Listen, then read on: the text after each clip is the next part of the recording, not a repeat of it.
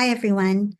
Samantha, artist in the film industry here. As everyone is speculating about the recent Superman and if it actually is an anti-Israel, pro-Palestine film, I felt that I should weigh in as someone who has worked on these kinds of projects, from being on the floor as an animation artist, to working with actors in motion capture and choreography, to art direction and character design, to working with the directors and executive producers and sitting in rooms making decisions on these films. Because of my background, a lot of friends and colleagues have been reaching out, asking for my thoughts on this particular film, especially given my personal connection to the conflicts going on. I just want to present a few things that people on the left are overlooking in their enthusiasm that this is a pro-resistance film. This video isn't to contradict what others are saying, but to expand on the conversation by offering an inside perspective. I also just had a great conversation over at Revolutionary Change, where they also presented great points from an audience perspective. I'd recommend checking them out. As someone that works on these kinds of projects, I think we need to consider looking at the behind the scenes and not just what is experienced in the movie theater. Audiences should consider that this is neoliberal Kool-Aid at a way more sophisticated level than other forms of media.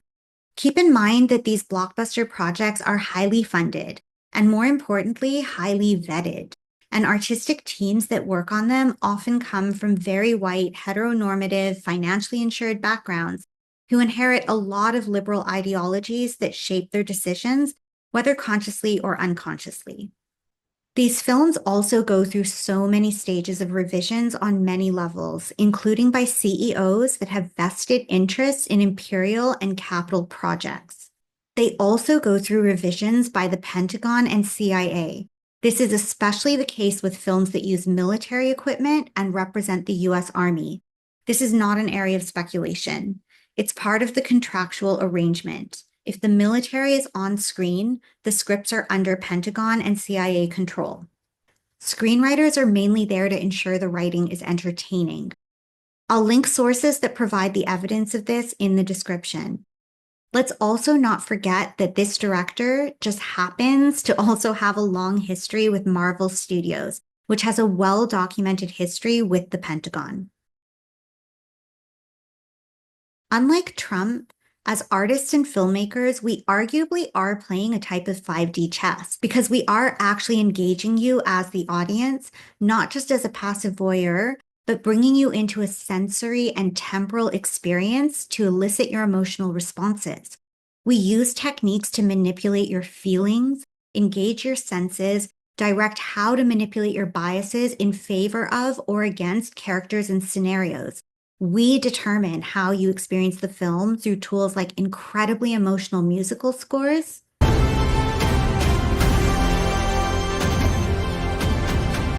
color palettes that elicit specific emotional responses, camera angles, as well as the timing and editing of how you experience the shots and the choreographies. These decisions are determined by the underlying story core, which I'll elaborate on, not the superficial narrative of events. These contribute to your subconscious experience that stimulates you and literally pumps you up in favor of the bias that we decided, so that you come out of the film feeling really bought into the narrative. That is literally our job, and on films produced at this level of production quality, we are very good at it. Keep in mind that this is not just the superficial narrative, but it's an underneath narrative that provides the through line that informs all our artistic decisions. The superficial narrative of the events of the film are designed to support the underneath messaging and story core. Okay, let's walk through some crucial things we need to keep perspective on. 1. The first and most obvious thing to keep aware of, these films normalize visuals of genocide. Even if the superficial narrative is opposing genocide, these films help make the reality of genocide less shocking if you're accustomed to it in a fictional space. 2. They normalize individual heroism to continue to make us feel that someone, like a superhero, will fix a problem, and contributes to shaping the public's thoughts to rely on an individual or an authority instead of collectively unifying to take action as a people. Collective unity in these films is not represented outside of individualized characters. Superheroes are always designed to be the metaphor for the ideals of a nation state or an ideology in human form. Captain America is a great example of that. 3. The film objectifies and romanticizes the victims who are shown to be incapable of collectively resisting themselves and need to pray for their savior, who is the hero we identify with. And this hero represents a state. These victims are also two-dimensional and don't have the complexities or interpersonal relationships that the hero characters have. This also normalizes orientalizing and othering of certain groups. Because we are following the hero's emotional journey through the film and are emotionally invested in them, we feel like we are represented ourselves in saving these lesser people with them. 4. It focuses on shaping perception to believe that systemic change happens through personal, individual journeys of the hero characters and not through the collective movements of the masses. 5. It makes the people that would resist feel like our voices are being heard and that the oppressed, like Palestine, are being seen. We see the film and are pacified because it gives a false sense that the tides must be turning.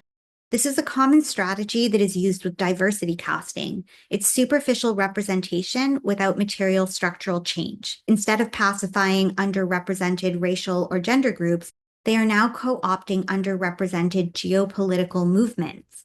This is literally next level co-optation. The corporate elite know when they have lost the narrative.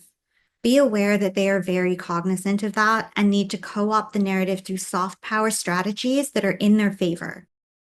Whatever the intent of these productions are, it's not because they are genuinely responding to our grievances. 6. Don't forget the military entertainment complex. BDS is effective, and these forever wars and apartheid systems are burning through money.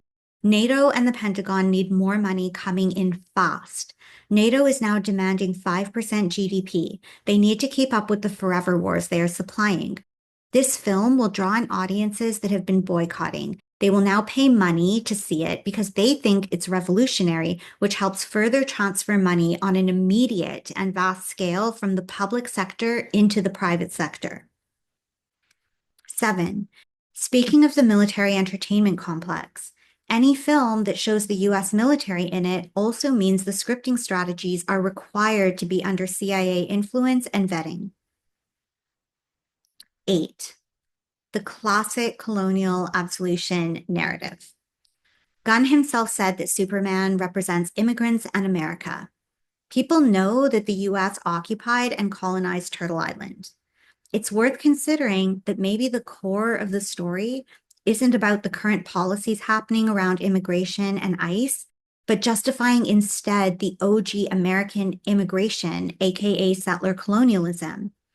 Maybe it's a form of washing the original colonial occupation by white immigrants.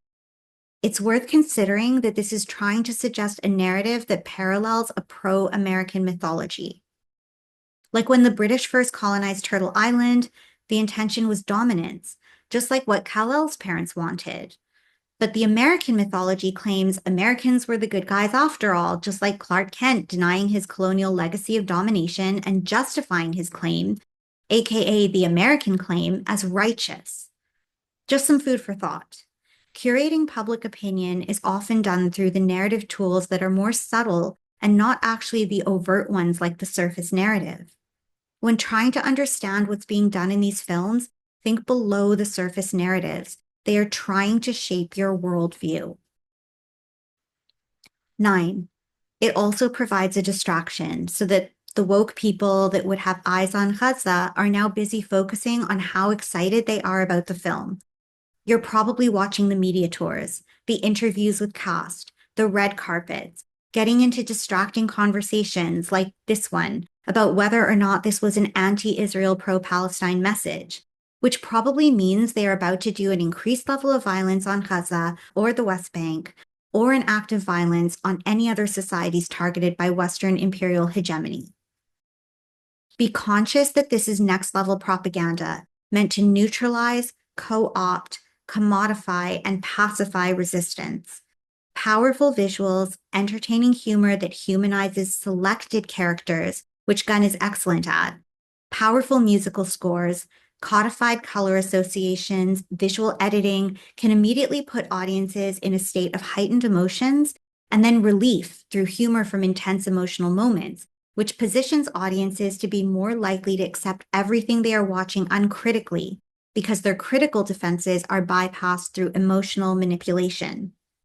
When it comes to Hollywood artists, we are way better propagandists than the news media and Hasbara. So please consider that this is moving into next level high budget opinion shaping and co-opting resistance, and also commodifying it into a product that they are profiting from to claim gains off the people that had started rejecting the Kool-Aid. Consider that there is a reason they are signaling stories like this at this time, just like season 2 of Andor addressing genocide and resistance. These stories are put through from the highest level production studios, the biggest budgets, and overseen by the military entertainment complex. They are run through multiple internal test audience screenings. They are vetted by the CIA. These films do not get the millions of dollars required to make them or the ability to portray the military without conditions. The surface level narratives that appear to put out an anti-imperial message wouldn't be allowed if there wasn't a better payoff that these industries benefit from. The corporate media publishing articles that see parallels is another indicator that there is collusion between corporate parties. They won't invest in these productions and their massive promotional campaigns otherwise. Always engage with films in the category of first cinema critically. Superman is not third cinema. Andor is not third cinema. They are first cinema. I know they are emotionally powerful for us to experience right now, and we want our escapism that feels validated, especially with the accelerated violence happening in the world. I know we want to win, and we want affirmation that the tides are turning, but please consider the possibility that these industries are one step ahead of that. History repeats itself, and empire learns. I'm dropping names in the description that are great sources to learn from. I hope this was some helpful extra information to throw into the conversation mix. Let me know your thoughts in the comments. Feel free to share if this is helpful. Thank you for listening, and most importantly, free Palestine.